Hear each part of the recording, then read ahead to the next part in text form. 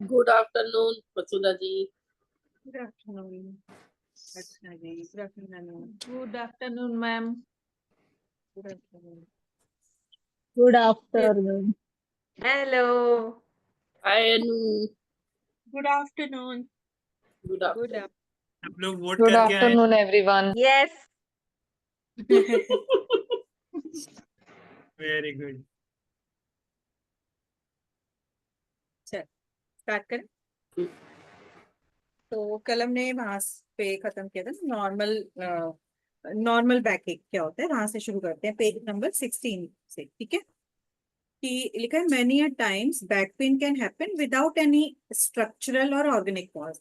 मतलब कुछ दिक्कत नहीं आई है बोन में या मसल में, कुछ प्रॉब्लम नहीं हुई है, बस बैक पेन है।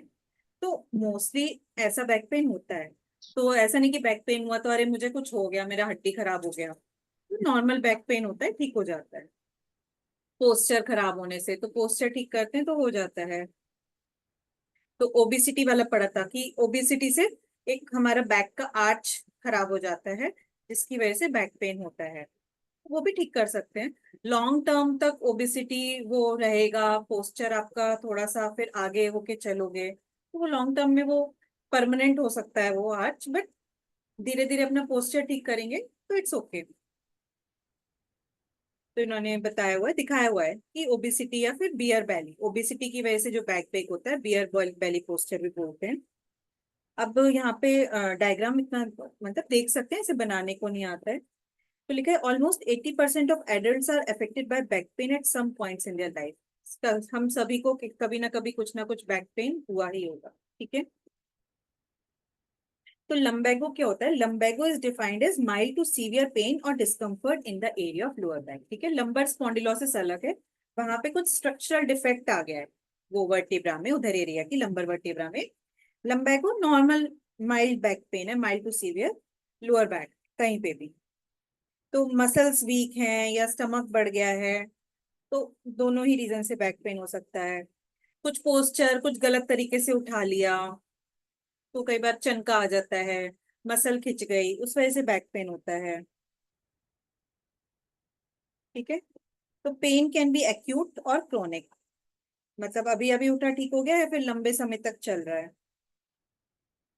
तो फिजिकल एक्सर्शन करते हैं तो लंबैगो हो जाता है, कुछ मसल पेन है तो बस हमें ये समझना है लंबैगो नॉर्मल बैक पेन किसी ना किसी को होता ही है, मतलब मोस्टली सबको ही किसी अपने लाइफ टाइम में कभी ना कभी हुआ ही हो। अब कॉजेज ऑफ बैक पेन लिखे हुए हैं, तो अगेन ये रटने का जरूरत नहीं है, ऐसा कोई क्वेश्चन में भी आता हो, बट नो नीड टू मतलब इसे ऐसे मगअप करना, just we can go through कि लाइफ इनएक्टिव लिविंग हैबिट्स, मतलब चलना फिरना है ही नहीं, एक ही जगह बैठे रहना है। इमोशनल स्ट्रेस की वजह से भी बहुत सारा बैक पेन होता है। ठीक है, इमोशनल स्ट्रेस की वजह से। अच्छा, most backache patients suffer from cervical or lumbar spondylitis which is a degenerative disorder। ठीक है, तो सर्वाइकल और लंबर स्पॉन्डिलोसिस क्या है? डिजेनरेटिव। डिजेनरेटिव मतलब एज के साथ सर्वाइकल या फिर लंबर रीजन की जो वर्टिब्रे हैं उनका डिजेनरेशन होता है। ठीक है, मस्कुलर टेंशन की वजह से हो जाता है, कभी कभी पुअर पोस्चर की वजह से हो जाता है, न्यूट्रिशन प्रॉपर नहीं है, कुछ किडनी की कुछ अलग प्रॉब्लम्स हैं उसकी वजह से बैक पेन हो रहा है, क्योंकि किडनी हमारे बैक साइड में होती है, तो किडनी में कुछ पेन होता है तो हमें बैक पेन होता है। तो हमें लगता है कि कुछ दर्द बोन्स का या फिर मसल्स का दर्द है, बट वो दर्द किडनी में प्रॉब्लम की वजह से हो रहा है। लैक ऑफ वसुधा, ये आया था क्वेश्चन किसी एक पेपर में। आया है कॉजेज ऑफ बैक पेन। हम्म। ठीक है, मतलब इतने सारे हैं, इसमें 9 पॉइंट्स दिए हैं और ये बहुत ही जनरल पॉइंट्स हैं तो लिख सकते हैं, मतलब रटने जैसे कुछ भी नहीं है। Obesity, lack of exercise, inactivity, improper nutrition, stress, ये सब ऐसे है कि पॉइंट्स लिख ही सकते हैं। Then age related wear and tear, जो हमें सर्वाइकल स्पॉन्डिलोसिस हो गया। ठीक है, देन इम्प्रॉपर पोस्चर, कुछ गलत तरीके से उठा लिया, पोस्चर सही नहीं है। Then many women may have experienced backaches and a probable reason could be high heel। High heel पहनने से हो जाता है, तो हाई हील पहने किस दिन बहुत हाई हील पहन के चले तो फिर अगले दिन बैक पेन हो जाता है। बहुत सारी लेडीज को पीरियड्स के टाइम पे होता है बैक पेन। तो अनु का बहुत बड़ा यस है। तो ऐसे ये सब हम अपने तरफ से भी एक दो रीजन लिख सकते हैं जो हम आसपास देखते हैं, हम खुद एक्सपीरियंस कर सकते हैं कि हमारे को कभी किस कारण से बैक पेन होता है हमारे फैमिली में, तो वो सारे रीजन यहाँ पे इंक्लूड करे जाते हैं। अच्छा, एक क्वेश्चन था, किडनी एग्जैक्टली कहाँ पे होती है, मतलब लंबर रीजन पे, थोरेटिक साइड, थोरिक में तो नहीं, मतलब जस्ट डायफ्राम के नीचे, पीछे की साइड, पीछे की तरफ। स्पाइनल कॉलम के आगे? हाँ, हाँ, मतलब ये स्पाइनल साइड में, कॉलम के, हाँ। साइड में। Okay. मतलब लिवर इधर है राइट में और स्टमक लेफ्ट में है, तो लिवर और स्टमक के पीछे किडनी है, ऐसे समझ सकते हो।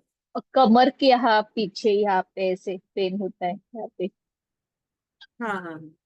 हमारे घर में है किडनी पेशेंट्स, ओके। इसलिए पता पेशेंट्स है। बहुत सारे हैं। खानदानी बीमारी है। अच्छा अच्छा, ठीक है। देन लाइफस्टाइल एंड बैक, एक कंप्यूटर प्रोफेशनल्स के लिए लिखा हुआ है, तो इसमें कुछ ऐसे पढ़ाने जैसा नहीं है। एक्चुअली कंप्यूटर प्रोफेशनल हेडलाइन क्यों दी हुई है इन्होंने, ऐसा समझ में नहीं आया। अगेन ये बहुत सारे कॉजेज दिए हुए हैं बैक एक, ठीक है। एग्जैक्टली कंप्यूटर प्रोफेशनल पे भी लागू नहीं होते, हम सभी पे लागू होते हैं कि रैपिड पेस ऑफ लाइफ, भाग दौड़ की जिंदगी है, इनकरेक्ट पोस्चर है, प्रेशर ऑफ टारगेट्स, तो कंप्यूटर प्रोफेशनल सभी पे होता है। Speed of competitiveness, lack of exercise, stress, excessive demand on emotional and coping, ये अगेन वही सब रीजन है जो ऊपर देखे हैं, ठीक है। तो ज्यादा इसमें नहीं पढ़ते हैं। 18th पेज पे सर्वाइकल स्पॉन्डिलोसिस, तो लंबर भी पढ़ा। वसुधा जी एक्चुअली ना 23-24 ईयर के पेपर में ना ये क्वेश्चन था, what is backache and what are the causes. तो अभी इसमें 9 पॉइंट्स है, और फिर यहाँ नीचे भी है लाइफस्टाइल एंड बैकएक का पूरा स्ट्रक्चर। तो मीन्स हम कितने पॉइंट्स लिखने का? जितने याद आ जाए, 9 के 10 भी लिख सकते हैं। तो ऐसा वही मैंने कहा, और वो स्ट्रक्चर बनाना है, वो कंप्यूटर प्रोफेशनल ये सब।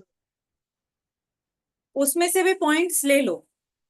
तो हाँ, वही बोल रही हूँ, जो याद है तभी जैसे।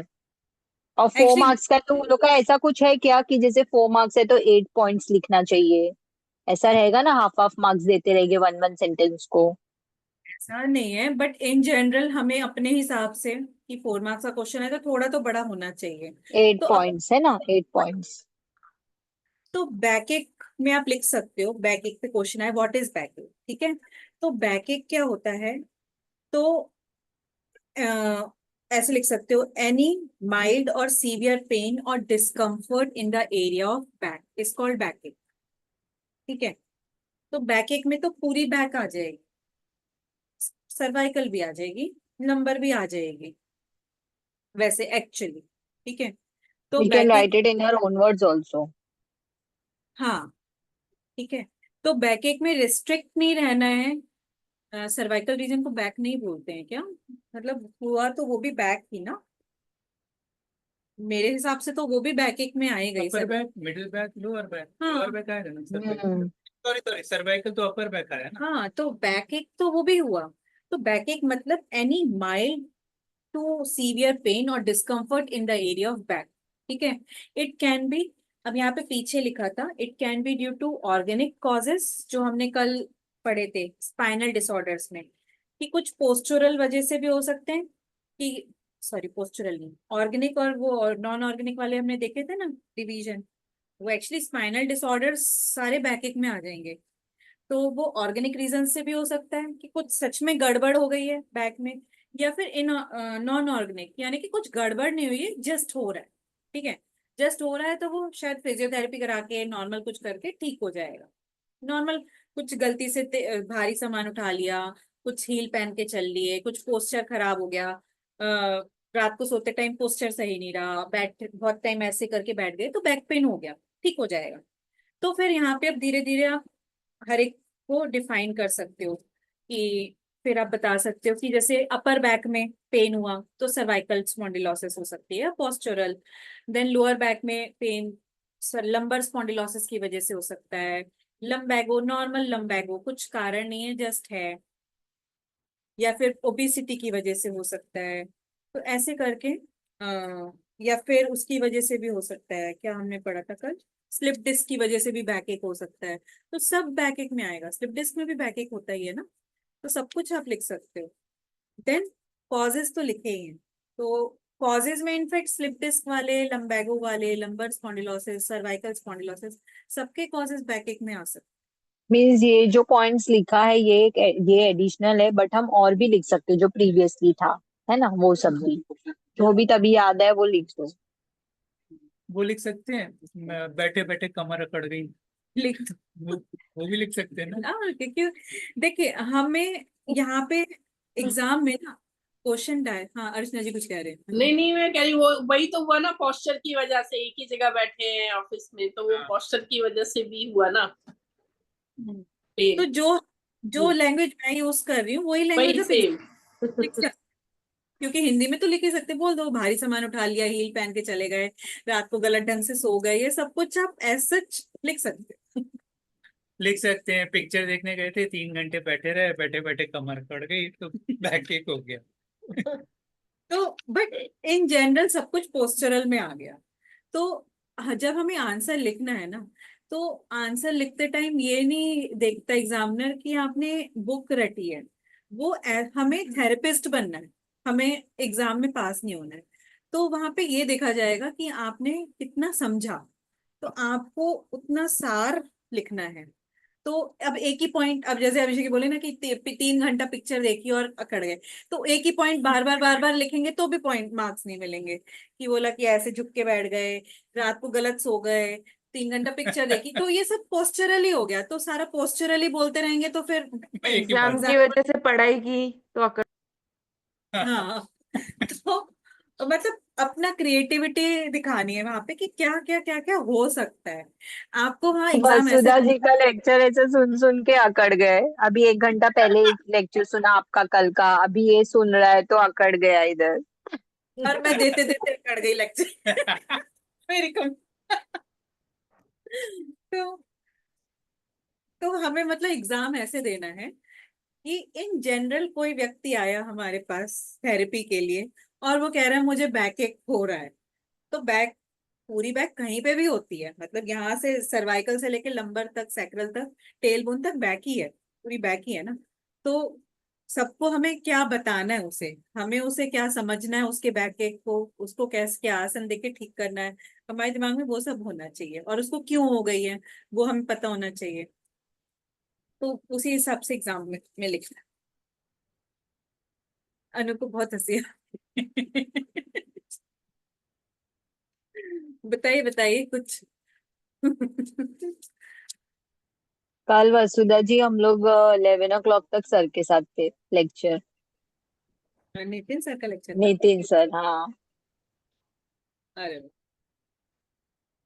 चलिए ठीक है। तो ये था बैक पेन। अब सर्वाइकल स्पॉन्डिलोसिस एक्चुअली वो भी अपर बैक का पेन करेगी। तो ये स्पॉन्डिलोसिस के डीजेनरेटिव, मतलब एज के साथ धीरे धीरे आपका जो वर्टिब्रे है वो खराब हो रहा है, या वर्टिब्रे के बीच का जो कुशन है, या तो वर्टिब्रे डिजेनरेट हो रहा है या उसके बीच का कुशन डिजेनरेट हो रहा है, जो इंटरवर्टिब्रल डिस्क है। तो सर्वाइकल और लंबर रीजन सबसे ज्यादा प्रोन होते हैं, क्योंकि इन पे ही सबसे ज्यादा जोर पड़ता है। थोरेक्स तो हमने बोला ना सीधी है, ठीक है। तो सिम्टम्स, कॉज देखो लिखा है इसमें, एज, रिपीटेटिव ट्रॉमा, एज, बहुत टाइम तक ऐसे झुक के बैठे हुए हैं, पोस्चरल डिफेक्ट्स, तो ये कॉज हैं, ठीक है। तो बैक पेन के सारे सब जगह कॉज सेम ही है। जैसे हमने कौन सा पढ़ा था, हाँ रेस्पिरेटरी में पढ़ा था ना, सब जगह सिम्टम्स क्या है, हाफ चढ़ेगा, सांस नहीं आएगा। तो ऐसे ही मस्कुलर सिस्टम में सब जगह क्या है, एज के साथ रिपीटेटिव ट्रॉमा, पोस्चरल डिफेक्ट्स और स्ट्रेस, ठीक है। तो ये 4 रीजन तो आएंगे ही आएंगे। Then symptoms, local pain, spasm, stiffening, ऐसे स्टिफनिंग यानी अकड़ा अकड़ा लगता है, स्पैज्म या तो मसल में कुछ कॉन्ट्रैक्ट हो गई, मसल चढ़ गई है, लोकल पेन होता है। देन पेरिफेरल अम्बर अपर लिम्ब रेडिएटिंग पेन।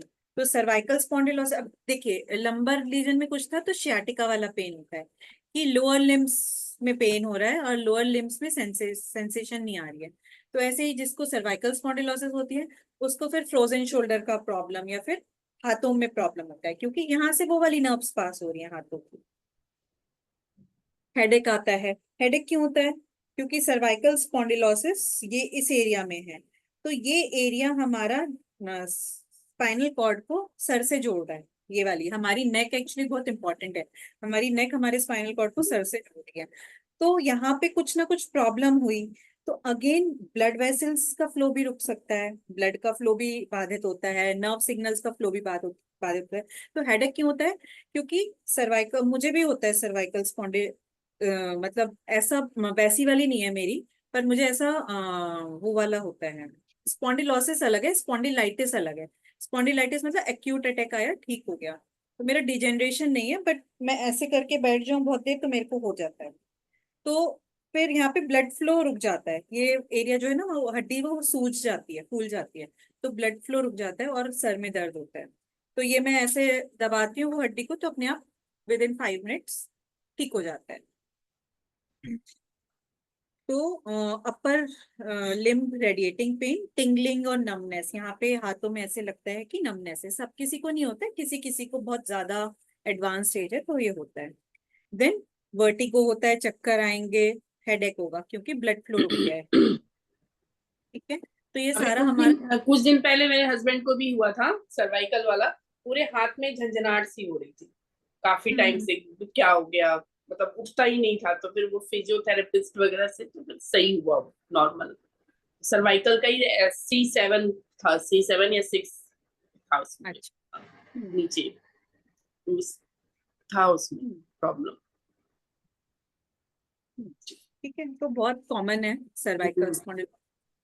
तो ये सब जो भी हमने अब तक पढ़ा that will come in back में, तो बैक का हिस्सा ही है, तो बैक पेन में लिख सकते हैं सब कुछ। देन ऑस्टियोपोरोसिस, अभी हम आए इन जनरल सारे। तो ऑस्टियो, इस पे बहुत नोट्स आ जाते हैं, ऑस्टियोपोरोसिस, ऑस्टियोआर्थराइटिस। तो ऑस्टियोपोरोसिस क्या है और ऑस्टियोआर्थराइटिस क्या है? ऑस्टियो मतलब बोन, ठीक है, पोरोसिस मतलब पोर, तो बोन्स खोखले हो गए, ठीक है, बोन्स सॉलिड है, उसमें बीच बीच में पोर्स बन गए लिटरली। अंदर से अगर देखेंगे तो ये आप डायग्राम देख रहे हैं ना कि होल्स होते हैं, तो वो बड़े बड़े दिखेंगे पेशेंट्स जो उनकी हड्डियां होंगी। तो विद एज या फिर प्रॉपर न्यूट्रिशन नहीं ले रहे हैं, कैल्शियम नहीं है डाइट में, तो क्या होता है हड्डियां अंदर से खोखली होने लगती हैं, उसको बोलते हैं ऑस्टियोपोरोसिस। ठीक है, bones turning brittle due to the reduction of calcium is called osteoporosis. ये एज के साथ भी हो जाता है, क्योंकि कल हमने पढ़ा था विद एज बोन की रिमॉडलिंग थोड़ी सी स्लो हो जाती है। ठीक है, और लिखा है causes, inactivity, lack of exercise की वजह से जल्दी होती है, डाइटरी डेफिशिएंसी। अब यहाँ पे कॉजेज में एज रिलेटेड नहीं लिखा है, पर आप यहाँ पे एज रिलेटेड भी लिख सकते हो। ठीक है, इनएक्टिविटी तो होता ही है, डाइटरी डेफिशिएंसी अगर डाइट में कैल्शियम की कमी है। देन टॉक्सिफिकेशन लाइक एसिडिटी, जब हमारा एसिड ब्लड का हमारा जब पीएच ज्यादा एसिडिक हो जाता है, जो हमने सर्कुलेटरी सिस्टम में पढ़ा था, तो हमने पढ़ा था कि वो हड्डियों से कैल्शियम लेता है। ब्लड का पीएच जरा सा भी इधर उधर होता है तो हड्डियों से कैल्शियम लेता है अपना मेंटेन करने के लिए, वो हमने पढ़ा था सर्कुलेटरी सिस्टम में। तो इसीलिए ब्लड ब्लड में कुछ कमी है तो वो हड्डियों से ही, हड्डियां हमारी कैल्शियम की बैंक होती हैं, तो कुछ भी कहीं पे भी जरूरत होती है कैल्शियम की तो हड्डियों से ही लेके जाता है। देन एंडोक्राइन डिसऑर्डर्स, तो अगेन हमने पढ़ा था कि कल की बोन्स की रिमॉडलिंग के लिए हॉर्मोन्स भी लगते हैं, विटामिन डी भी लगता है, कैल्शियम तो लगता ही है, देन विटामिन डी और कैल्सिटोनिन पैराथॉर्मोन, ये दो तीन मेन हार्मोन याद कर लीजिए, कैल्सिटोनिन पैराथॉर्मोन और ईस्ट्रोजन। ठीक है, एस्ट्रोजन जो होता है वो लेडीज में होता है। तो ये तीन हॉर्मोन्स भी बोन्स को इफेक्ट करते हैं कि कितना कैल्शियम डिपॉजिट। ये आपने जो बताया अभी। Page number 18।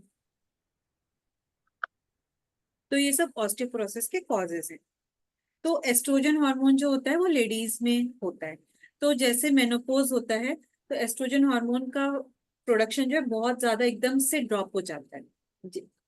तो इसलिए लेडीज का मेनोपोज के बाद अचानक से बोन्स ओस्टियोपोरोसिस बहुत प्रोन हो जाते हैं शुरू होने के लिए, क्योंकि एस्ट्रोजन हार्मोन वो बोन्स की रिमॉडलिंग को रेगुलेट करता है। तो मेनोपोज के बाद वो ड्रॉप हो जाता है, इसलिए बोन्स वीक होने लगते हैं। प्रिवेंशन के लिए यही है मतलब शुरू से वो बैंक में कहते हैं ना कि पेंशन 60 के बाद तो रिटायर हो जाएगा, तो बैंक में पैसा जाएगा नहीं, तो बैंक में पहले से ही अपना रिटायरमेंट के लिए पैसा जमा करके रखें।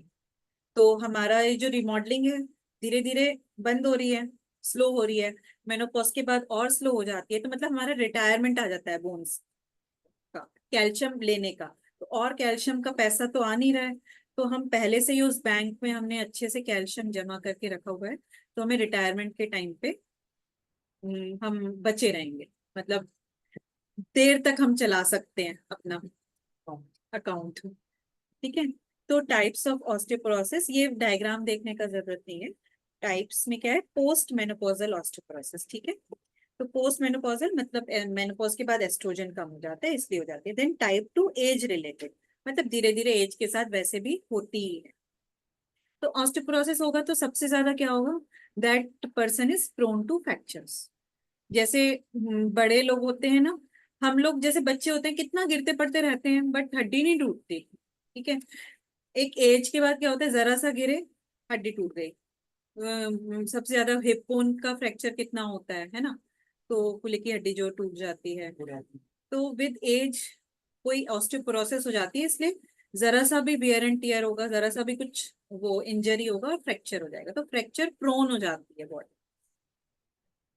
Factors that help deposit calcium in the bone, again वही पॉइंट्स हैं जो कॉजेज ऑफ ऑस्टियोपोरोसिस के थे, कि कौन से फैक्टर्स मतलब इसको मेंटेन रखते हैं। एक्सरसाइज, वेट बियरिंग जो एक्सरसाइज होती है स्पेशली हम वेट्स उठाने वाली, कैल्शियम की मेटाबॉलिज्म को रेगुलेट करने के लिए विटामिन डी होना चाहिए, अगेन लिखा है, पैराथॉर्मोन, और ये तीन मतलब लिखे हैं, पैराथॉर्मोन और विटामिन डी, ये मेन याद रखो। ठीक है।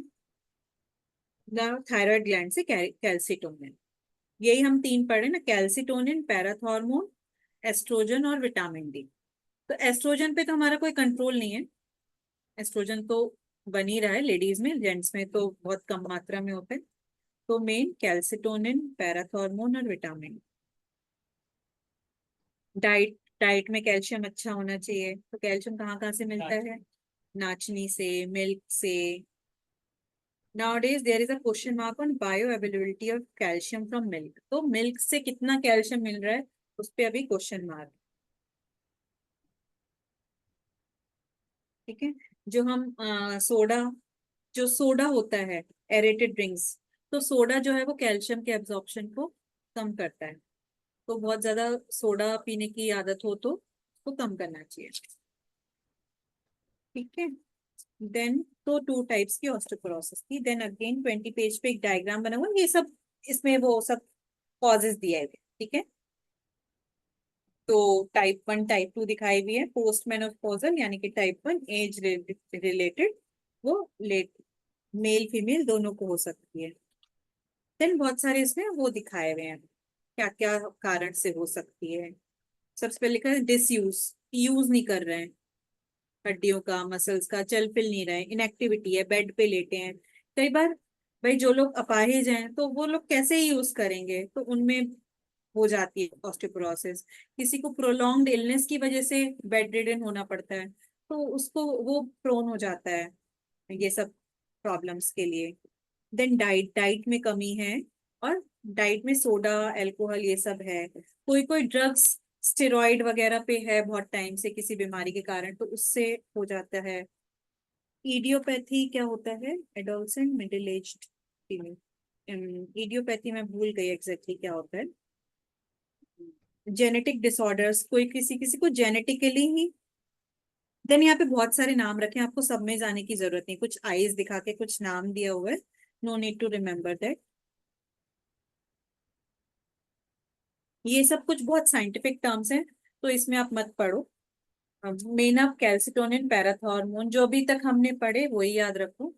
वो तीन, calcitonin, parathormone, vitamin D, inactivity, lack of exercise, improper diet, age के साथ, ये सब याद। ठीक है।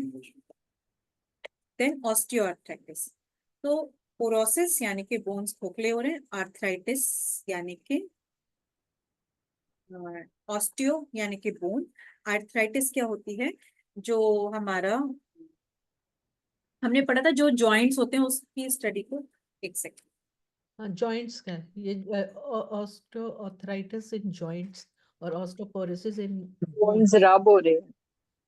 हाँ, तो यहाँ पे दिया हुआ है आर्थराइटिस के नीचे ग्रीक वर्ड आर्थ्रोन मतलब जॉइंट्स। हमने जॉइंट्स की स्टडी को क्या पढ़ा था, आर्थ्रोलॉजी, ठीक है, और बोन्स की स्टडी को ऑस्टियोलॉजी। और टिस हमने पढ़ा हुआ है, टिस वर्ड जहाँ पे भी आ जाए मतलब इन्फ्लेमेशन है, ठीक है। तो ऑस्टियो यानी कि बोन्स, आर्थराइटिस, आर्थराइटिस मतलब जॉइंट्स में इन्फ्लेमेशन, ठीक है, जॉइंट्स में कुछ इन्फ्लेमेशन। तो ऑस्टियोआर्थराइटिस यानी कि जॉइंट्स के बीच में जो कार्टिलेज है उसमें इन्फ्लेमेशन होती है, ठीक है। तो कॉजेस क्या है, gradual wear and tier of cartilage, ठीक है। ये इनिशियली माइक्रोस्कोपिक, लेटर मैक्रोस्कोपिक, ये नहीं देखो, मतलब पहले तो वो बिल्कुल माइक्रोस्कोप से ही दिखेगा, धीरे धीरे जैसे जैसे वो प्रोग्रेस होगा वैसे भी देख पाएंगे एक्सरे पे भी। तो धीरे धीरे एज के साथ कार्टिलेज वियर एंड टियर हो रहा है। जॉइंट फ्लूइड ड्राइज अप, तो हमने पढ़ा था जो मोस्टली साइनोवियल जॉइंट्स में होता है ऐसा, नॉर्मल जॉइंट्स में नहीं। साइनोवियल जॉइंट्स फ्रीली मूवेबल जो होते हैं, उन्हीं के बीच में एक कार्टिलेज भी होता है और एक जॉइंट कैप्सूल होता है, और वहां पे साइनोवियल फ्लूइड होता है। तो धीरे धीरे वो जो जॉइंट करने वाला कार्टिलेज है वो धीरे धीरे वियर एंड टियर हो रहा है, और दूसरा धीरे धीरे वो साइनोवियल फ्लूइड जो है तो वो कम हो रहा है, ठीक है। तो मोस्टली सबसे ज्यादा प्रोन क्या होता है, नी जॉइंट, ठीक है। तो कहते हैं ना कि मेरे नी का गैप कम हो गया है, गैप आ नहीं गया है, गैप कम हो जाता है आर्थराइटिस में। तो एक नॉर्मल नी का एक्सरे देखेंगे तो ऐसा दिखेगा, ठीक है, गैप दिखेगा तो उसमें। और ऑस्टियोआर्थराइटिस में बीच का कार्टिलेज और फ्लूइड सूख गया तो ये चिपक जाते हैं, तो आप देख सकते हो कि चिपके हुए हैं आपस में एक्सरे में, ठीक है। तो चिपकने से अभी जब तक वो बीच में कार्टिलेज था, दोनों अलग अलग थे, तो फ्रीली मूव हो रहे हैं, और बीच में फ्लूइड भी है, तो जो फ्रिक्शन वो मूव हो रहे हैं, तो फ्रिक्शन जो रगड़ नहीं खा रहा है, फ्रिक्शन फ्रिक्शन नहीं हो रहा है। बट अगर वो चिपक गए और फ्लूइड भी नहीं है, तो जब भी वो मूवमेंट होगा तो रगड़ रगड़ के फ्रिक्शन होगा जिससे पेन हो, ठीक है। तो ऑस्टियोआर्थराइटिस में मेनली ये होता है। तो वियर एंड टियर, एक तो कार्टिलेज भी सूख रहा है और फ्लूइड भी सूख रहा है। Deformity due to long standing, तो कई बार बोन का ही स्ट्रक्चर लंबे समय तक खड़े रहने की वजह से, कार्टिलेज सही था, फ्लूइड भी है, पर लंबे समय तक गलत तरीके से खड़े रहने की वजह से बोन का स्ट्रक्चर ही ऐसे डिफॉर्म हो गया, मतलब ऐसे था वो ऐसे टेढ़ा हो गया, तो उसकी वजह से भी हो जाता है। Then damage to cushions inside joint, तो वो जॉइंट कैप्सूल, तो आप कुशन और कार्टिलेज अलग अलग मत पढ़ो, वो जॉइंट के तरफ बाहर एक जॉइंट कैप्सूल होता है, वहां पे बहुत सारी चीजें होती हैं, तो उसमें कुशन, कार्टिलेज, साइनोवियल फ्लूइड, ये सब कुछ होता है। तो उनमें से कुछ भी खराब होगा तो ऑस्टियोआर्थराइटिस होगी, ठीक है। Muscles of thigh and calf are affected producing cramps, तो ये होता है, तो थाई मसल्स भी आसपास के अफेक्टेड होते हैं जिसकी वजह से क्रैम्पिंग होती है, मतलब बोन्स में तो पेन हो ही रहा है, पर बोन्स के इम्प्रॉपर स्ट्रक्चर की वजह से मसल्स भी अकड़ रही हैं, तो उसकी वजह से फर्दर पेन हो रहा है। Then further destruction leads to joint of loss of joint पे, धीरे धीरे धीरे धीरे वो बढ़ता जाता है, बढ़ता जाता है। तो अगेन यहाँ पे आर्थराइटिस का मतलब समझा है, हम पहले ही देख चुके हैं। तो ऑस्टियोपोरोसिस, जैसे पूनम जी ने बोला, इट्स अफेक्ट्स बोन, ऑस्टियोआर्थराइटिस यानी कि जॉइंट्स का प्रॉब्लम, ठीक है। अब हम यहाँ पे पढ़ेंगे टाइप्स ऑफ ऑस्टियोआर्थराइटिस या टाइप्स ऑफ आर्थराइटिस, ठीक है। तो ऑस्टियोआर्थराइटिस और र्यूमेटॉइड आर्थराइटिस में क्या अंतर है, ठीक है। और एक हमने कल पढ़ी थी गाउट, ठीक है। दोनों में ही क्या होता है कि घुटने में मेनली जॉइंट्स में दर्द होता है, ठीक है। तो ऑस्टियोआर्थराइटिस मतलब एज के साथ साथ आपके जॉइंट्स के बीच का कुशन जो है वो घिस रहा है, फ्लूइड सूख रहा है, तो एज के साथ, एज के साथ ठीक है, वियर एंड टियर डिसीजेस, ठीक है। तो उसे बोलते हैं osteoarthritis. Rheumatoid is a inflammatory and attacks more than one joints, तो र्यूमेटॉइड क्या है, वो आप एक और वर्ड यहाँ पे लिख सकते हो, ऑटो इम्यून होती है, कि हमारे शरीर के सेल्स हमारे ही जॉइंट को खाने लगते हैं, तो इट इज इन्फ्लेमेटरी। और अगर फिर वो तो किसी भी जॉइंट को, ऑस्टियोआर्थराइटिस क्या है, मोस्टली वेट बियरिंग जॉइंट्स को अफेक्ट करती है, मोस्टली घुटना, क्योंकि सबसे ज्यादा लोड उस पे पड़ रहा है, तो ऑस्टियोआर्थराइटिस मोस्टली घुटने को अफेक्ट करती है। बस जिसको रूमेटॉइड है उसके सारे ही जॉइंट्स में, कल हमने उसमें पढ़ा था मोस्टली ये हाथों में होती है, बट नीज में भी होती है, तो किसी भी जॉइंट को अफेक्ट कर सकती है क्या कोई एग्जांपल पूनम जी? नहीं, ये छोटे छोटे जॉइंट्स में भी पेन होता है। हाँ, तो रूमेटॉइड में वो हमारा ऑटो इम्यून डिसीज है। या आर्थराइटिस में ऐसा भी है क्या कहीं पे, अगर सपोज धक्का लग जाए तो छोटी फिंगर फ्रैक्चर हो जाती है, मतलब फ्रैक्चर्स भी होती है क्या जल्दी आर्थराइटिस में? ऑस्टोपोरोसिस में होता है। आर्थराइटिस में ऑस्टोपोरोसिस होता है क्या? ज्यादा नहीं होता ना। है, ओके। आर्थराइटिस में वो नहीं है। हाँ, गिरने का चांस होता है क्योंकि जॉइंट्स बहुत ऐसे हो जाते हैं। वीक रहते हैं, ओके। हाँ, तो बाकी तो ठीक है यही। मेनली वो जो फ्रैक्चर प्रोन होता है वो ऑस्टियोपोरोसिस की वजह से, ठीक है। मीन्स अभी अभी सपोज आर्थराइटिस है नहीं बट आर्थराइटिस होने वाला है, जो पे क्योंकि ना एक स्टूडेंट है तो मैंने उसका नोटिस, क्योंकि उसकी जो छोटी फिंगर है ना टो की, वो ऐसा जरा सी धक्का लगा तो उधर उसको ये हो गया हर्ट, और उसका जो ये भी फिंगर है ना छोटी वाली लिटिल फिंगर, वो भी थोड़ा ये है। तो मतलब आर्थराइटिस होने के चांसेस है क्या उसको? टेस्ट करवा लेना चाहिए। ऐसा है। ओके। नहीं नहीं नहीं, मतलब क्या क्या आर्थराइटिस की वजह से ऐसा हो रहा है? दर्द रहता है उसे, हाँ। पेन रहता है उसे टोज हाँ में। वो छोटी वाली फिंगर जो टो की है ना, वो तो उसको हर्ट हो गई, लग गई, तो उसे ऐसा लगा कि क्या पता कुछ अंदर से फाइन ये आ गया है क्या, बोन को टूट गया है या फाइन ये हो गया है। और ये जो फिंगर है ना वो लिटिल फिंगर, उसमें पेन रहता है। नहीं, कई तो बार बहुत लिटिल फिंगर का भी तो जो जॉइंट है उसमें प्रॉब्लम हो सकता है, वहां चोट लग गई हो और उसकी वजह से उसको दर्द हो। मतलब वो चोट की वजह से होगा, ऐसे आर्थराइटिस नहीं बोल सकते। हाँ। आर्थराइटिस बहुत सारे हाथों की भी उंगलियों में अकड़न अकड़न रहेगी अलग सी, ये तो हो सकता है उनको हम्म। चोट लग गई तो उस वजह से हो गया, या किसी किसी को वो बोन, एक्स्ट्रा बोन्स पर होता है ना, बोन निकला हुआ होता है, बड़ा हुआ होता है, उसकी वजह से भी पेन होता नहीं, मैं है। वही सोच रही थी छोटे छोटे फिंगर में क्यों हो रहा है, तो कोई बीमारी आने वाली है बड़ी इसलिए अभी से छोटा छोटा स्टार्ट हो रहा है क्या, ऐसा कुछ है? यही बोन से रिलेटेड आर्थराइटिस या वो ऑस्टियोपोरोसिस? फिलहाल एक्सरे वहां का करके पता चल जाएगा। और हम्म। रूमेटॉइड अर्थराइटिस होती है उसके लिए एक उसका टेस्ट होता है ना, रूमेटॉइड फैक्टर का ब्लड टेस्ट होता है, वो हम्म। वो वो इतना डॉक्टर। आगे जानने वाली बात नहीं है। अगर पहले वो एक्सरे से देख लें कि वहां का चोट या हाँ, जो कोई इन्फ्लामेशन या कुछ है तो उसकी वजह है, तो वो ठीक हो जाएगा। ठीक है, ठीक ठीक है। है। फॉर्म्स ऑफ आर्थराइटिस में टू मोस्ट कॉमन, एक तो ऑस्टियो और रिमेटॉइड, और एक तीसरा हमने कल जो पढ़ा था गाउटी, ठीक है। तो इसमें तीसरी यहाँ पे मेंशन नहीं की है, कल मेंशन की थी पहले कहीं पे। तो गाउट, गाउट में भी यही होता है, जॉइंट्स में प्रॉब्लम होती है, पर वहां पे क्या होता है, ना तो कार्टिलेज सूख रहा है ना तो साइनोवियल फ्लूइड सूख रहा है, जॉइंट्स के बीच में जो जगह है वहां पे यूरिक एसिड के क्रिस्टल्स जमा हो रहे हैं, तो इसकी वजह से अगेन फ्रिक्शन होता है, तो उसे भी बोलते हैं गाउटी आर्थराइटिस, तो वो भी एक तीसरा प्रकार होता है। ठीक है। तो osteoarthritis is India's number one element. तो बहुत सारे लोग हमारे आसपास दिखते हैं ऑस्टियोआर्थराइटिस वाले, तो अगेन इसमें ये आंकड़े पढ़ने की जरूरत नहीं है, तो ऑलरेडी हमने पढ़ चुका है ये सब, कि कार्टिलेज जो है वो जो कुशन होता है वो वेयर आउट हो जाता है, जिसकी वजह से पेन रहता है जॉइंट्स में, ठीक है, मूवमेंट रिस्ट्रिक्ट हो जाता है। तो ऑस्टियोआर्थराइटिस को डीजेनरेटिव आर्थराइटिस भी बोलते हैं, या फिर degenerative joint disease.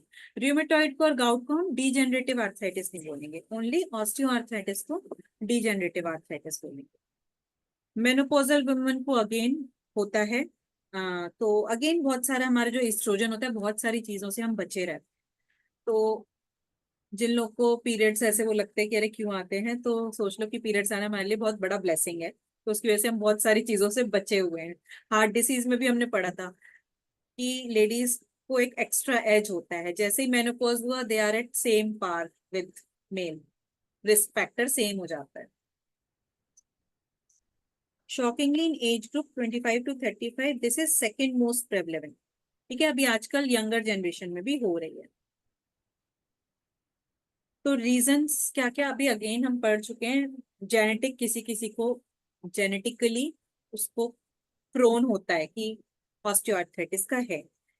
Then squatting position की वजह से होता है, मतलब पॉपुलर स्क्वैटिंग पोजीशन इसमें लिखा है ऐसा, तो उससे नीज पे ज्यादा जोर पड़ता है। तो वैसे भी आर्थराइटिस वाले पेशेंट्स तो बिल्कुल स्क्वैट पे बैठ ही नहीं पाते हैं।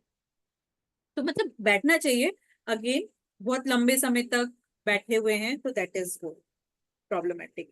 ओबिसिटी की वजह से नीज पे जोर पड़ता है, तो obesity is a very main reason. Sedentary lifestyle, poor diet. Actually उन्होंने जो रीजंस लिखे हैं, अब हाई यूरिक एसिड लेवल्स, ये अगेन गाउट वाली आर्थराइटिस का रीजन है। देन पुअर मस्कुलेचर, इंडियंस का मसल्स थोड़ा सा पुअर है, मसल स्ट्रेंथ। तो आर्थराइटिस का ट्रीटमेंट क्या है? Rest, proper diet, weight reduction. तो वेट रिडक्शन करेंगे तो भाई जहां तक है उतना पे रुक जाएगी, या मतलब एडवांस स्टेज पे नहीं जाएगा। प्रॉपर डाइट लें।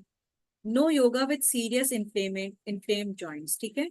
योग नहीं करवाना है अगर बहुत ज्यादा सीरियसली इन्फ्लेम्ड जॉइंट्स हैं, मतलब पैरों का, हाथ का तो करवा ही सकते हैं, वो वाले आसन नहीं कर। स्ट्रेचिंग वगैरह कर सकते हैं, मतलब बहुत ज्यादा फोल्ड नहीं कर सकते अपनी। वज्रासन नहीं एक्चुअली कर सकते। हाँ, वज्रासन तो बिल्कुल नो नो नो। हम्म। तो अगेन उसमें लिखा हुआ है वज्रासन नॉट अलाउड। स्ट्रेचिंग आसन हेल्पफुल। तो पूनम जी और अर्चना जी ने जो बोला, करेक्ट पोस्चर में वॉकिंग वॉकिंग करना है। देन हॉट वाटर फर्मेंटेशन बहुत हेल्पफुल रहता है, गर्म पानी की सिकाई।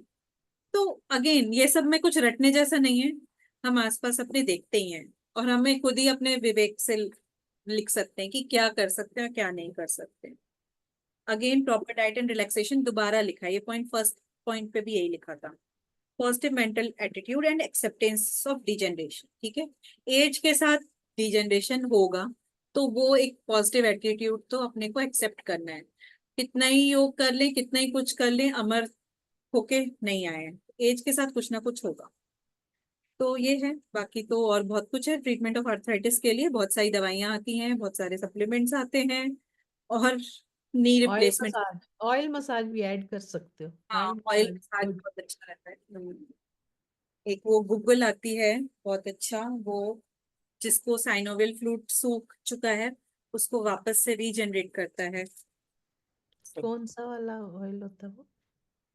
मतलब से हिंदी में, आयुर्वेद में उसे गूगल बोलते हैं, इंग्लिश अच्छा, में उसे गूगल। ग्लूकोजामिन बोलते हैं। तो वो ओके सूखे हुए साइनोवियल फ्लूट को, कार्टिलेज को वापस से रीजनरेट करता है बॉडी में। ओके।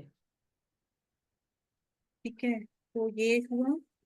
अगेन यहाँ पे लिखा है रूमेटाइड आर्थराइटिस एंड ऑटोइम्यूनिटी, तो हम ये पढ़ चुके हैं, ठीक है। Page number 23। Rheumatoid arthritis is different from osteoarthritis, ठीक है। It is a crippling disease. Osteoarthritis mainly effect करेगी वेट बियरिंग जॉइंट्स को, नीज को। पर रूमेटॉइड यानी कि हमारा रक्षा तंत्र हमारे ही जॉइंट्स को खा रहा है, तो किसी भी जॉइंट में हो सकती है, तो पूरा क्रिपलिंग कर देता है, मतलब क्रिपलिंग यानी कि अपाहिज बना देना। which affects not only joints of fingers, wrist, hip, knees and feet but also the muscles, tendons। मतलब joints को ही नहीं, muscles, tendons को भी वो इफेक्ट करता है। तो इसका कोई क्योर नहीं है, ऐसा सच नहीं कह सकते कोई क्योर नहीं है। अगेन दवाइयाँ आती हैं, सप्लीमेंट्स आते हैं और ऑटोइम्यून कंडीशंस को रोकने के लिए। तो मेन हमें ये ध्यान रखना है, ऑटोइम्यून, ऑटोइम्यून मतलब हमारे ही रक्षा तंत्र हमारे ही अगेंस्ट लड़ रहा है। अगेन यहाँ पे वही चीज लिखी हुई है, autoimmunity is a natural defence system of body, a trigger like. तो ये ऑटोइम्यून क्यों हो जाता है, हमारा रक्षा तंत्र हमारे अगेंस्ट क्यों करने लड़ने लगता है? तो बॉडी में, हाँ, स्ट्रेस, अनु बोले स्ट्रेस, तो यहाँ पे लिखा है कि एक्यूट इमोशनल डिस्टरबेंस या क्रोनिक इमोशनल डिस्टरबेंस। कुछ तो हमने गड़बड़ किया, या तो हमारी लाइफस्टाइल कुछ गड़बड़ थी, या कुछ बहुत भारी स्ट्रेस मिला, या फिर कुछ डाइट में कुछ बहुत, फ्री रेडिकल्स की वजह से ऑटोइम्यूनिटी भी जनरेट होती है। तो फ्री रेडिकल्स डाइट की वजह से भी जनरेट होते हैं, स्ट्रेस की वजह से तो बहुत ज्यादा जनरेट होते हैं फ्री रेडिकल्स, तो उसकी वजह से ऑटोइम्यूनिटी ट्रिगर होती है, sorry. This leads to failure to distinguish self और नॉन सेल्फ, तो वही बात। तो अगेन जो हम पढ़ चुके हैं ऑलरेडी, तो मेन हमें पता होना चाहिए डिफरेंस। तो osteoarthritis, rheumatoid arthritis. Osteoarthritis generally old age, rheumatoid young age में भी हो जाती है। ऑस्टियोआर्थराइटिस मेल्स एंड फीमेल्स, अच्छा र्यूमेटॉइड मेनली फीमेल्स को अफेक्ट करती है, तो ये भी कुछ होगा फीमेल्स का, जेनेटिकली कुछ होगा ऐसा। ऑस्टियोआर्थराइटिस वेट बियरिंग जॉइंट्स में होती है मेनली, र्यूमेटॉइड किसी भी जॉइंट में, सभी जॉइंट्स में प्रॉब्लम होगी। ऑस्टियोआर्थराइटिस के लिए कोई ट्रिगर नहीं चाहिए, र्यूमेटॉइड के लिए ट्रिगर होगा कुछ, ठीक है। अगर अगेन यहाँ पे लिखा है कॉज क्रोनिक स्ट्रेस, तो एक्चुअली यहाँ पे ये कॉज क्रोनिक स्ट्रेस नहीं है ऑस्टियोआर्थराइटिस का, ये गलत लिखा हुआ है। कॉज तो एज के साथ है, ठीक है। जेनेटिक भी हो सकती है क्या rheumatoid? वेट बेयरिंग जॉइंट्स मतलब जिस पे ज्यादा नहीं, जोर, हमारे घुटने पे सबसे ज्यादा जोर पड़ता है। पूरा ओके, शरीर ही उस पे खड़ा है ना। हाँ तो weight bearing joint. Exercise is very good thing because the muscles को स्ट्रॉन्ग करना चाहिए, थाइज एंड काफ मसल्स, जिससे कि वेट सारा मसल्स लें, तो उससे हाँ। आपका जॉइंट प्रोटेक्टेड रहता है थोड़ा। हम्म। जस्ट नॉलेज, क्योंकि मैं बता रही हूँ मुझे नहीं नहीं नहीं, नहीं पता ऐसे एग्जाम में आना है कि नहीं एग्जाम के लिए नहीं बता रही हूँ शायद मैं। नहीं नहीं, इन जनरल पता होना चाहिए, जैसे कि कहते ना कि वो जिम में होते ना वेट बियरिंग स्ट्रेंथ ट्रेनिंग करो, तो पैरों हम्म, का strength train, lower body strength training workout होते हैं ना वैसे वाले। हम्म, तो जैसे अपना भी होता है ना, अभी इन्होंने स्क्वाट मना किया, पर अगेन स्क्वाट थोड़ा सा करना चाहिए, स्क्वाट से स्ट्रेंथ ट्रेनिंग होती है। लेग प्रेस वगैरह देते हैं। जितना कर Leg- सको उतना। जैसे और हम छोटे बच्चों को पैर पे बैठा के वैसे वो झूला झुलाते हैं ना, तो वो भी एक लेग प्रेस ही है वो करना चाहिए अरे वो बच्चे तो छोटे। पहले जमाने में तो लेडीज का पूरा जिम ही होता था, जो भी काम थे, कोई जरूरत ही नहीं थी जिम की। बच्चे बड़े हो जाए तो क्या करते दूसरे के मतलब लेडीज के काम ही ऐसे थे पहले जमाने में, तो बहुत थे। अपना बच्चा दे दो मेरे को झूला करना उसको। अपने ग्रैंड चिल्ड्रन को नहीं लेके बैठ जाती हैं लेडीज, हाँ। पर अब तो वो भी बिगड़ जाएंगे, ये नहीं करना वो नहीं करना। अभिषेक है ना बीच बीच में जोक अच्छे मारते हैं, अपना बच्चा दे दो हम झूला करके दे। अरे मेरे को भी स्ट्रेस हो रहा है पढ़ाई का मैं रिलीज करने की कोशिश कर रहा हूँ। नहीं वो फ्राइडे को जरूरी है एक्चुअली। फ्राइडे याद है ना मॉक टेस्ट है, उसका मुझे थोड़ा ज्यादा है कि फ्राइडे तक सब सिस्टम पढ़ के लेना है, ब्लड प्रेशर और आपके पास तो वसुधा जी है। अरे अब हमारे अभी एक आपको मस्त जोक सुनाता हूँ कि कल क्या हुआ। पता नहीं कुछ ने ऐसे ही हम लोग ना डिस्कस कर रहे थे, तो ना वसुधा के हाथ में ना दूध का भगोना था। तो वो भगोना दिखा के मिलती है, ये लग रहा है 2 किलो ब्लड है ये तो उसको मुझे तो लग रहा है ये 2 किलो दूध है, तो मतलब ही इज ऑल्सो लाइक ये लग रहा है ये 2 किलो ब्लड है ये और उससे ठीक पहले ही कुछ ऐसे डिस्कस करके चुके थे, तो अभी सारा ये दिन काफी फनी था। ये मॉक टेस्ट काय का बोल रहे हो एग्जाम आप का असर अभिषेक तुम्हारे जी? पे भी हो गया वसुधा। हाँ मॉक नहीं टेस्ट किसका है अभिषेक जी? मॉक टेस्ट करेंगे ना, फ्राइडे को ग्रुप में डाला था ना, फ्राइडे नाइट को अच्छा अच्छा, ओके हम लोग करेंगे, ठीक है। पेपर का वेलकम यास्मीन, जागो किसका Yasmin. Paper 2? Paper 2 all medical aspects of all 4 system okay, blood pressure. कितने पहले बजे का रखेंगे लेक्चर रात को फ्राइडे? लेक्चर नहीं है, प्रॉपर एग्जाम होगा 1 घंटे का किसके साथ? जूम पे, सबके साथ, सबका साथ। आप लोगों के साथ ना? पहले मैं करने वाला था, अभी मैंने वैसे को बोला वैसे पेपर तुम ही बनाओ, मैं भी एग्जाम देना हाँ, चाहता हूँ यस तो यस। ही विल बी ठीक हम है लोगों ठीक प्रिपेयरिंग। है। का जास्मीन, हम लोगों नहीं का तो हम लोग प्रिपेयर करेंगे ना, इसलिए बोल रही हूँ। ओके ठीक है। वर्बल करेंगे शायद या छूट रिटर्न जाएगा, करेंगे? मैं हूं नहीं रिटेन रिटेन रिटेन हाँ एग्जैक्ट फिर ठीक है। फ्राइडे को। करके हमें दिखाना नहीं है, रिटर्न करके डिस्कस कर लेंगे। रिटेन करेंगे 1 घंटे का पेपर, फिर आधा ओके घंटा ओके। डिस्कस कर लेंगे कि पेपर 2 में जो भी पोर्शन है हमारा वो सब पढ़ना है। ओके। हाँ तो और आज क्या खत्म हो टाइमिंग में रखेंगे लेक्चर? फिर मैं रहती नहीं हूँ ना। रात को 9 बजे के बाद जो सबको कंफर्टेबल हो। हाँ चलेगा, यस यस यस। 9:30 रात 9:30 में मैं हूँ नहीं फ्राइडे। रिटर्न एंड ठीक देन है। Self check. फ्राइडे मतलब कल? परसों फ्राइडे गुड। परसों रात। मम्मा परसों, अभी 2 दिन है, डराओ मत। परसों? अच्छा अच्छा, मतलब कल फ्राइडे। ठीक है, मतलब पर्पस ये है कि देखो अभी हमारे पास फ्राइडे के जाने के बाद 15 दिन बचेंगे हमारे पास फर्स्ट एग्जाम 7 तारीख वाले के लिए। ठीक है, तो पर्पस ये था कि एक थोड़ा सा हम एनवायरनमेंट को फील कर लें, एक एक पूरा एक अपने लिए माइलस्टोन बना लें कि हाँ ये फ्राइडे तक ये पेपर 2 का तो हम पूरा कर लें। इस मॉक टेस्ट के बहाने करेंगे, कुछ नहीं भी हो तो एटलीस्ट अपियर करते अपने आप को पता चलेगा कि वो 1 घंटे में हम लोग किस तरीके से परफॉर्म कर पाएंगे। ठीक है, तो मतलब बहुत जस्ट अच्छा आइडिया, बहुत अच्छा आइडिया। पेपर शेयर ठीक। कर सारे दीजिए बाद ऑब्जेक्टिव से में। होंगे ना? चलो क्या? लेट्स क्या? कंटिन्यू। हाँ हाँ हाँ, कंटिन्यू चल। कंटिन्यू। तो पेपर में घुसने से 24 पेज पे है natural ways to prevent arthritis. Again एक ही चीज बार बार रिपीट कर रहे हैं, तो जो कॉजेज हैं वही कॉजेज नहीं करेंगे तो प्रिवेंट हो जाएगा। तो कॉजेज में क्या हमने पढ़ा, डाइट प्रॉपर नहीं है, तो स्ट्रेस को मैनेज करो, एक्सरसाइज करो, अपना वेट रिड्यूस करेंगे, और कुछ कुछ ऑक्यूपेशंस में बार बार जॉइंट्स पे लोड पड़ता है तो वैसे वहां पे प्रिवेंट करो। Then principles of management of osteoarthritis, तो ये भी एज सच कि क्या हो, ऑस्टियोआर्थराइटिस हो जाए तो क्या करना है, तो वो भी हम पहले डिस्कस कर चुके हैं। पेन मैनेजमेंट, पेन हो रहा है तो भाई क्या कर सकते हैं, हॉट वाटर, गर्म पानी की बोतल की सिकाई, या फिर ऑयल मसाज कर सकते हैं। और इम्प्रूव और प्रिजर्व रेंज ऑफ मोशन, अभी जितना हो रहा है एटलीस्ट इतना बना रहे, ठीक है, आगे डिग्रेड ना हो। Increase strength of muscles of knee joint, again वो जो पूनम जी ने बोला या उन्होंने भी बोला था कि मसल्स को स्ट्रेंथन करेंगे तो जॉइंट्स बचे रहेंगे।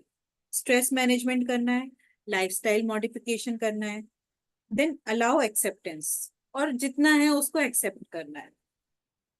देन एक्यूट गाउटी आर्थराइटिस, ये अभी हम बता चुके हैं, तो यहाँ पे अब इन्होंने मेंशन किया है कि यूरिक एसिड बढ़ने से गाउटी आर्थराइटिस होती है। तो यूरिक एसिड अगेन वो जॉइंट्स के बीच में जम जाता, बन जाता, भर जाता है, तो जिसकी वजह से मूवमेंट अगेन रिस्ट्रिक्टेड हो जाता है। तो तीनों ही केसेस में सिम्टम्स वही होंगे, प्रॉब्लम इन वॉकिंग, जॉइंट्स में। तो अगेन गाउटी आर्थराइटिस भी सभी जॉइंट्स में हो सकती है क्योंकि यूरिक एसिड किसी भी जॉइंट में जाके भर सकता है। ठीक है, तो यूरिक एसिड किस कहाँ, क्या क्या ज्यादा खाने से यूरिक एसिड बढ़ता है बॉडी में, प्रोटीन रिच चीजें बहुत सारी, जो जैसे मीट बहुत ज्यादा खाने से यूरिक एसिड बढ़ता है, अल्कोहल से होता है। ठीक है, तो मीट में क्या होता है, प्रोटीन तो होता ही है बहुत, यूरिकेज एंजाइम होता है जो यूरिक एसिड बनाता है बॉडी में। ठीक है, तो ट्रीटमेंट क्या है, अभी गाउट तो यूरिक एसिड से है, यूरिक एसिड बढ़ने से, तो उसके लिए यूरिकोसोरिक ड्रग्स होती हैं, या फिर पहले तो डाइट सही करो कि यूरिक एसिड बनना कम हो। तो यूरिक एसिड बनना कम होगा तो अपने आप धीरे धीरे वो क्रिस्टल्स डिसॉल्व होने लगेंगे, और वो क्रिस्टल्स जो ऑलरेडी बने हुए हैं उनके लिए ड्रग भी लगते हैं। देन यहाँ पे अगेन कॉमन पोस्चरल डिफेक्ट्स दिए हुए हैं जिनसे हमें बचना चाहिए। तो नॉर्मली हम कार लेते वक्त लोग देखते हैं ना कि ऐसे अच्छा सा बैक रेस्ट हो, तो that is a very bad posture.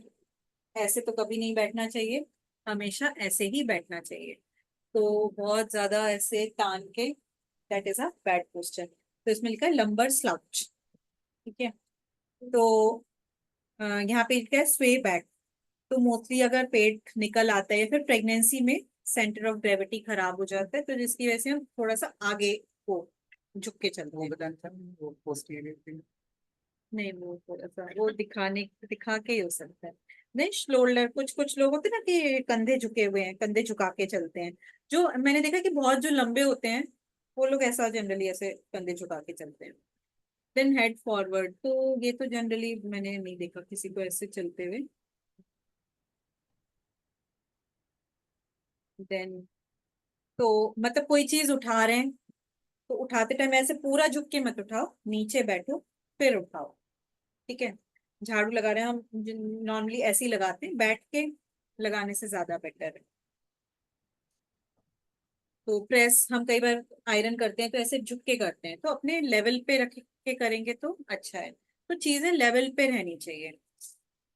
तो पोस्चर एट होम तो वसुधा, मुझे एक ऐसे स्ट्राइक हो रहा है, ये गाउटी का यूरिक एसिड लेवल इंक्रीज होता है ना, यूरिक एसिड बढ़ जाता है, ये मास्टर कॉलम्स में आया है, 2 पेपर्स में आए, तो मुझे ऐसे लगता है ये ऑस्टियोपोरोसिस और आर्थराइटिस का भी ऐसे ही कॉज में से कुछ ऐसे कॉमन ये रहेगा ना, वो ऐसे आ सकता है हाँ, क्योंकि है सिमिलर ना? सिमिलर तो बहुत आता है, ऑस्टियोआर्थराइटिस, ऑस्टियोपोरोसिस और रूमेटॉइड, तीनों तरीके की कॉज आर्थ। में से ऐसे, कॉजेस में से कोई ऐसे कॉमन, जैसे कि गाउटी में यूरिक एसिड कैसे ऐसे कॉमन है आजकल सब लोगों में, यूरिक एसिड मतलब बहुत जन को है वो तकलीफ, तो उसमें से जो कॉमन कुछ भी कॉज रहेगा वो ऐसे आ सकता है। हम्म, ठीक है। तो अभी वहां पे 25th पेज पे गलत पोस्चर्स दिखाए थे, अभी सही पोस्चर्स दिखाए हैं कि कैसे बैठना है। ठीक है, चेयर पे ऐसे पीछे हो के नहीं बैठना है, ऐसे बैठना है। चलना कैसे, सीधा चलना है। अगर कुछ वजन उठा के चल रहे हैं तो ऐसे नहीं, थोड़ा सा आगे या पीछे वजन के। कई बार हमारे हाथ में कुछ होता है तो हम ऐसे चलते हैं, कुछ भारी सामान लेके, तो बैलेंस करके चलना है कि अगर मतलब दो, जैसे सब्जी लाते हैं हम, तो दोनों जैसे झोले होते हैं, एक ही कंधे पे टांग लिए, तो क्या होता है, एक तरफ झुक जाता है, तो एक इधर पकड़ो, तो वो भी एक करेक्ट पोस्चर हो जाता है उससे। Then adopting proper postural habits, तो ये सब अगेन रटने जैसा नहीं है, ऐसे ही पढ़ सकते हैं। रिड्यूसिंग वेट के लिए टिप्स दिए हुए हैं, जिसको वेट रिड्यूस करना है पढ़ सकते हैं। इनटेक ऑफ कैलोरीज कम करना है। तो यहाँ पे यही पॉइंट्स टू बी रिमेम्बर्ड कि प्रॉपर पोस्चर रखिए, वेट रिड्यूस करिए, लाइफस्टाइल एक्टिव रखिए और स्ट्रेस को रिड्यूस करिए। ये 4 मेन है। झोले दोनों कंधों पे डालिए। ठीक है, तो प्रॉपर पोस्चर को अगेन ये याद करने जैसा कुछ भी नहीं है, ये तो समझने जैसा और अपना डेली लाइफ में पोस्चर ठीक करने जैसा है। तो again reduce weight, active lifestyle, decrease stress, मतलब किसी में कुछ रटने जैसा कुछ नहीं है, just you can read through.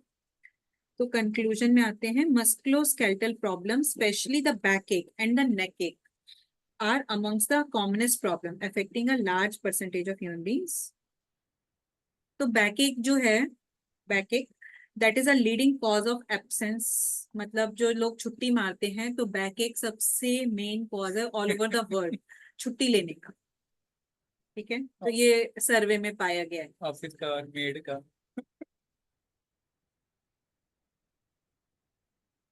तो बस और कुछ खास नहीं लिखा है इसमें कंक्लूजन में। खत्म। ठीक है, तो मस्कुलोस्केलेटल सिस्टम हमारा खत्म हो गया।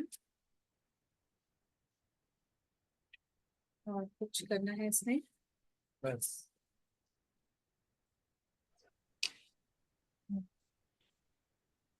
वसुधा, फास्टिंग और काउंसलिंग का लोगे क्या? एक बार ले लो ना, छोटे छोटे चैप्टर हैं तो ले लो तुम, वही नहीं तैयार हुआ है। नहीं, फास्टिंग तो ले सकते हैं, हाँ, फास्टिंग वाला तो। काउंसलिंग का भी थोड़ा। मुझे ऐसा लग रहा है आप लोग का काउंसलिंग थोड़ा सा डिफरेंट हो गया है, मैं देखती हूँ, चेक करती हूँ मैं। दोनों मेरे ख्याल से एक ही दिन में हो जाएगा, ज्यादा बड़े नहीं है चैप्टर। हाँ, हाँ, एक 2 एक चैप्टर है, चैप्टर 4 और चैप्टर 11। 11। ठीक है, देखती हूँ मैं। और वो सूर्य नमस्कार भी कोई कह रहा था ना, वो भी करना हाँ, है। सूर्य। मैं बोल रही थी मतलब सूर्य नमस्कार बुक में से मतलब कौन से क्वेश्चंस आ सके वो भी बोलोगे तो भी मतलब फायदा होगा, क्योंकि इतना सब पढ़ने के लिए अभी टाइम भी नहीं है ना। अच्छा, मेरे मेरे लिए कोई एक और प्रॉब्लम है, जो मेडिटेशन वाले जो है ना, साक्षी भावना, ओंकार जप, तो और परम दुख, वो एक्सप्लेन मतलब ठीक से हुआ नहीं है, क्योंकि हमारे उधर उतना ये सब चीजें नहीं थी। तो उसमें थोड़ा सा आप खाली एक एक बता दोगे ना कि इसमें क्या मतलब फील कर सकते हैं, तो वो ज्यादा अच्छे से फिर समझ में आ जाएगा एक्सप्लेन करने के लिए। हाँ। इससे अच्छा मुझे लगता है अर्चना, ऐसे हम लोग वसुधा को रिक्वेस्ट करें हाँ, कि हम लोग एक को प्राणायाम का शांत ले ले। करने के लिए वो सेशन ले ले, मतलब जो है हाँ, ना पर दुख संवेदना हाँ, जागृत विस्मरण, मतलब हम लोग के ऊपर ऐसे हम लोग से करवाए करके, तो वो आंखें बंद करके मतलब हम लोग को भी मतलब अच्छे से आइडिया आ नहीं जाएगी, थोड़ा हम जैसे कि हमारे हर चीज क्लाइंट। डिफरेंट है, चैतन्य अवस्था ये तो पता है, ओमकार जाप भी पता है, मतलब वो एक्सप्लेन जब आप बोलोगे ना तो वो समझ में आएंगी चीजें। यानी देखिए, 2 in 1 हो Actually, जाएगा ना, मतलब ये है कि 2 in 1 हो जाए, हमारी भी हाँ रिलैक्सेशन हो हाँ जाए हाँ और प्रिपरेशन नहीं भी हो जाए। ये हाँ, मैं तो हमारा कहूंगी भी रिलैक्स और दक्षता हम लोगों को वसुधा के लिए करना चाहिए, क्योंकि उनको सबसे ज्यादा जरूरत है। हम तो सिर्फ सुन रहे हैं, वो पूरा हमारे ऊपर एफर्ट तो लगा नहीं, रहे हैं। जब वो लेकिन सिखाएगी तो हम फिर लोग अभी जाएगी। प्रिपेयर ही नहीं है ना, हम तो लोग को हमारी लेने भी के लिए ही नहीं प्रेपरेशन आ हो रहा है। जाएगी ना, जब हम लोगों को I सिखाना have रहेगा तो। I have एग्जाम बाद one में में point. जब हम लोग सीख जाएंगे तब वसुधा को देंगे ना। हाँ हाँ सही सही, हाँ, हम मैं लोग वही कह रही हूँ, सीखेंगे एग्जाम्स पहले, के बाद फिर ना बाद में हम सब वसुधा बारी को दे बारी से देंगे। वसुधा का वो हाँ करेंगे, हाँ, बारी सेकंड बारी से। वसुधा को रिलैक्स आराम हुई तो देंगे। इसका मतलब हमने अच्छे से I सीखा। have one point. ऐसा लग रहा है पोलिंग के रिजल्ट आ रहे हैं। I have one point. I have one point. ये मेरा पर्सनल एक्सपीरियंस है, या हो सकता है औरों का भी हो, कि जैसे दक्षता ने बोला ना कि वसुधा को बोले करवा दे, ठीक है, दैट, या फिर हम वसुधा, ये कोई भी हमें सिखा दे, बता दे क्या करना होता है। बता दे, हाँ मुझे ऐसा लगता है अगर बता दे, अगर कोई बताए तो हम ज्यादा अच्छे से ग्रैस्प करेंगे, क्योंकि जब कोई कराता है तो हम उसमें खो जाते हैं, और और तो हम सो जाते हैं, मैं तो सो जाती हमें हूँ। खुद ही नहीं पता कि किस तरीके से वो ट्रांजिशन हो गया हमारा, है ना। लेकिन जब वो साउंड से भी बताते ना कि हम जैसे साक्षी भावना में किस लेवल पे जाते हैं, क्या क्या करते हैं, मतलब मेरे हिसाब से बताना ज्यादा इफेक्टिव होगा हमारे सीखने के लिए, कि हम बाकी लोगों को कैसे करवा सकते हैं करवा ऐसा। वही वही चीज। हाँ देखो, पर्सनली मैंने साक्षी भावना का तो स्क्रिप्ट मैं फिर भी बोल सकती हूँ, पर परदुख संवेदना और मनस चिंतन, इष्ट चिंतन, वो सेल्फ चिंतन है, वो करवाने उसमें कुछ स्क्रिप्ट नहीं है कि कोई बोलेगा और हम बोले। करेंगे। तो मैंने आज तक योग क्लास में नहीं करवाई है, तो कि ये मनस चिंतन, इष्ट चिंतन, तो मुझे उसका स्क्रिप्ट मतलब मेरे को नहीं पता क्या बोलेंगे। नहीं नहीं, वो एग्जाम के पॉइंट ऑफ से हाँ, आता तो होगा ना, exam- ये भी पूछते होंगे ना मेरे ख्याल से। मुझे ना एक जोक याद आया। एक बार ना हम ऐसे वॉक कर रहे थे, तो साक्षी भावना के ऊपर हम डिस्कस कर रहे थे कि हाँ यार, साक्षी भावना करवानी चाहिए किसी को। तो वसुधा बोलती है, साक्षी भावना में ना उसको रिजल्ट्स मिलते हैं, साक्षी भावना उस पे काम करती है जो सताया हुआ हो, ठीक है, वो अपने मतलब, दुखों को याद करे जो। हाँ लेकिन साक्षी भावना उन पे काम नहीं करती जो दूसरों को सताते हैं। इसलिए साक्षी भावना में सबको रिजल्ट्स नहीं मिलते। नहीं नहीं, समझ में तो आ गई क्या चीजें क्या होती है, बट एक थोड़ा सा फील करके कि हाँ क्या कैसे करते हैं, बस वो, क्योंकि यहाँ का नहीं मुझे पता, जहाँ से मैंने किया पता है चीजें कि हाँ ऐसे समझ के, या जब तक आप अपने आप फील नहीं करोगे तो नहीं समझ में आएगी वो चीजें, तो यहाँ पे मुझे वो चीज समझ में नहीं आई इसके लिए। ठीक है। हाँ करेक्ट, मैं भी नहीं छोड़ूंगा वसुधा को, आई विल बी आफ्टर। अच्छा लिसन, अभी फ्राइडे क्यों मॉक टेस्ट का प्लान कर रहे हैं, है ना। पॉसिबिलिटी ये है कि हो सकता है फ्राइडे नाइट को नितिन सर का भी लेक्चर हो सकता है ना। तो मतलब नो डाउट वो लेक्चर प्रायोरिटी है हमारे लिए, सभी के लिए। तो सैटरडे दिन में करें क्या, हाँ सैटरडे दिन में, फिर क्योंकि अगर मैं अब फ्राइडे मैं भी नहीं हूँ मतलब। सैटरडे को दिन में हम जा रहे हैं सीपीआर करने। अरे हाँ अच्छा, सीपीआर हाँ कर, हाँ थैंक यू, मैं लीव कर हाँ रही हूँ, बाय हाँ, बाय। 4 बजे, नहीं 4 बजे सैटरडे को, तक तो आ ही जाएंगे, नहीं आ पाएंगे। 6:30 आप लोग का लेक्चर भी तो होगा 6:30 बजे। हम्म, तो अभी के लिए चलो फ्राइडे नाइट के ही रखते अभी के लिए हैं। फ्राइडे नाइट रखते हैं, यस। अनदर पॉइंट वाज कि हर्षा कुछ कह रहे हैं, हाँ, हर्षा हर्षा क्या ही कह रहा? नहीं नहीं, करने दो अभिषेक को कंटिन्यूटी में, पहले कंप्लीट मैं बाद में बोलती हूँ।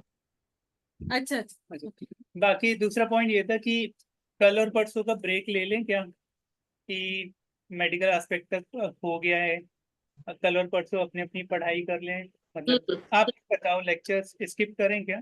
जी अग्री ठीक, अग्री, ब्रेक लेते हैं, पढ़ते हैं खुद से भी थोड़ा। खुद से पढ़ते हैं। वी हाँ कैन फिर गो थ्रू ऑल द हाँ मेडिकल, वीडियोस, जिसको भी, हाँ।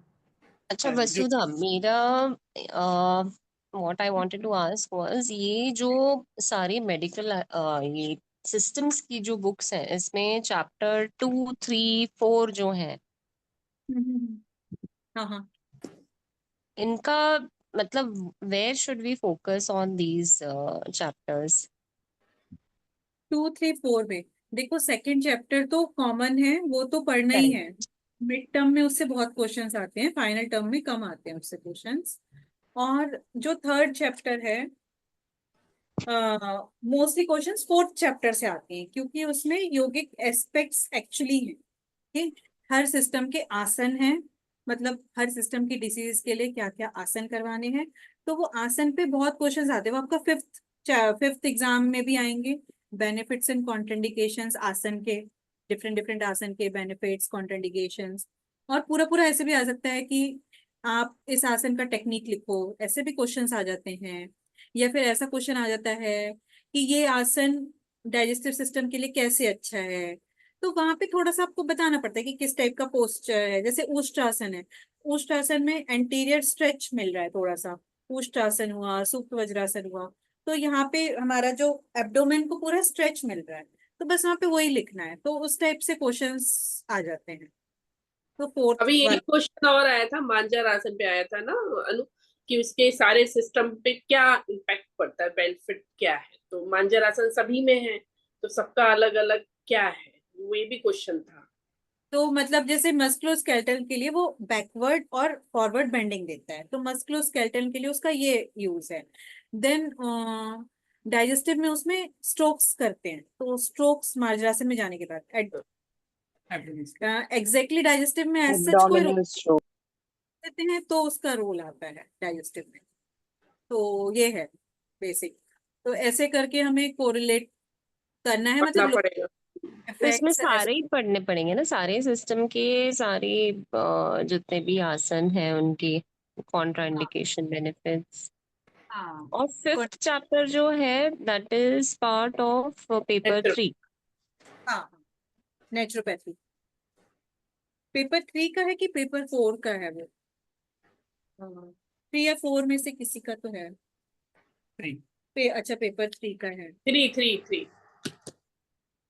तो वो तो छोटा सा है, 1 पेज का है। मतलब exactly उस सिस्टम की डिसीज के लिए एग्जैक्टली नेचुरोपैथी प्रैक्टिस क्या दी जाएगी, तो जैसे वो आज हमने जो पढ़ा, तो उस पे क्या नेचुरोपैथी का क्या कर सकते हैं, जैसे आज जैसे हमने मसाज, हम्म वार्म वाटर बाथ, मतलब ऑयल गर्म पानी, मसाज, हाँ। तो ये कर सकते हैं। तो वो एक मतलब जस्ट गो थ्रू कर सकते हैं। और इम्पोर्टेंट टॉपिक्स वाली बुक का लास्ट चैप्टर है, वो भी है कि naturopathy treatments in common elements, कुछ है ना लास्ट, नहीं sorry, natural living during acute diseases, 10th। तो वो भी आ सकते हैं ना, उसमें भी एक नॉर्मल डिसीजेस का है दिया हुआ। नॉर्मल डिसीजेस के लिए, नॉर्मल कफ कोल्ड के लिए क्या क्या वो नेचुरोपैथी। चैप्टर पोर्शन में नहीं है ना, मैंने तो क्रॉस मारा हुआ है उसका 10th चैप्टर। तो मे बी वो फाइनल में आएगा, बट वो भी गो थ्रू कर सकते हैं। मतलब रेस्पिरेट, ऑलरेडी बहुत अच्छा रहने दो। ये मतलब नहीं है। चलेगा। तो आप ये लास्ट पेज मतलब चैप्टर 5 भी पढ़ लीजिए। तो बेसिक बेसिक ही है, उसमें कुछ ऐसे ज्यादा क्वेश्चन नहीं है, आते हाँ। नहीं, ज्यादा क्वेश्चंस नहीं आते उसमें। तो इसका मतलब ये आसन वालों पे ज्यादा है चैप्टर 4 जो है। हम्म, हाँ अ, चैप्टर 4। अब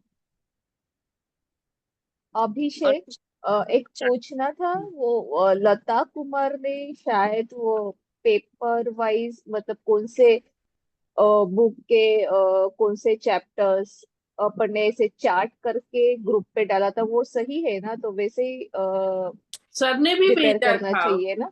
सर ने भी भेजा ना। सर ने भेजा, और किसी ने मतलब लता कुमार ने शायद भेजा स्टूडेंट ग्रुप पे चार्ट बनाया हुआ है। और ऐसे लिखा है मतलब यौगिक फर्स्ट पेपर के लिए मतलब येलो बुक के, फ्रॉम येलो बुक ये चैप्टर्स, फिर सिस्टम्स के ये चैप्टर्स, ऐसे मतलब इजीली समझ में आ रहा है करके। तो अभिषेक का तो वहां पर मैं थम्स अप देखा तो मुझे लगा वो मतलब मुझे लगता है वो उस हिसाब से जाना चाहिए, नहीं नहीं नहीं, तो वो बहुत गड़बड़ी। नहीं जो सावंत सर ने भेजा है वही रेफर करते हैं। आई डोंट रिमेम्बर हम में से किसी ने भी भेजा है क्या, लेकिन आई रिमेम्बर सावंत सर ने भेजा है, so I think we should follow that. Lata is also here. Lata, आप mute. I had sent on the group some days back, Abhishek, and you had also seen it. So I just wanted confirmation if that is what is the right syllabus. मुझे लगता है वही सही है, लगता है मुझे. हाँ Not sure, you can have a हाँ, look at मैं it. वो लता का ही चार्ट फॉलो कर रही हूँ, मतलब इजीली समझ में आ रहा है वो. हाँ, मुझे खुद को समझने के लिए मैंने बनाया था वो. And I started studying. Can you just resend it on the group? Yeah, sure. I'll resend it. Just see, Abhishek, सब लोग देख लो, see if it is correct or anything is missed out in that. ठीक है. अच्छा, ये जो योगिक practices हैं सारे सिस्टम्स की, तो इनका आप पूरा एक लिस्ट बना सकते हो. जैसे अभिषेक बोल रहे थे कि उषा जी ने बनाई है, अभी है उषा जी ने बना के भेजी है. तो वो आप एक जगह रहेंगी ना, क्योंकि 4th चैप्टर है बहुत बड़ा, पर ऐसा जो उसमें कुछ रटने जैसा कुछ भी नहीं है. तो बहुत सारे आसन है, और उस आसन की टेक्निक है, कॉन्ट्राइंडिकेशन और बेनिफिट है. वहीं से हमें बस एक लिस्ट बना लेंगे, तो टेक्निक तो हमें आती ही है, करना आता है आसन, तो technique, contraindication, benefit as such पता ही होते हैं. तो एक लिस्ट बनी रहेगी, तो वो हो जाएगा. तो जस्ट वो उसमें गो थ्रू करना है वो पूरा. तो है वो देखने में लगेगा अरे ये मतलब इतने 40 पेजेस के ये चैप्टर है, बट वो बहुत फास्ट आप जस्ट गो थ्रू कर सकते हो. उषा जी ने बहुत बढ़िया बनाया है हाँ. वो चार्ट. तो वो देख लो आप कि विद फोटो या फिर मतलब विदाउट फोटो भी. तो मतलब 5 संचालन क्रिया है ना इसमें, A है, 2 है, डिफरेंट डिफरेंट टाइप की है. प्रैक्टिकल एग्जाम करो. 15 है ना. 15 22 को है. क्या 22 प्रैक्टिकल जो है ये आसन वाले, वो 15. अच्छा, वो लास्ट में. नहीं अर्चना 15 को क्या है, 15 को कुछ नहीं है 15 ना. को उसका प्रैक्टिस होगा मे बी. अच्छा, प्रैक्टिस होगी. प्रैक्टिस है. हाँ ठीक है. लास्ट में 22 सारे को पेपर्स एग्जाम हो है. जाएंगे ना हमारे, फिर लास्ट में. ठीक है. चलो फिर क्लोज करते हैं और फ्राइडे मिलते हैं directly mock exam. Thank you. Decide कर लेंगे. टाइम डिसाइड कर लेंगे thank Friday. You so much. Thank you. Thank you. Thanks, everyone. Bye. Thanks. Thank you.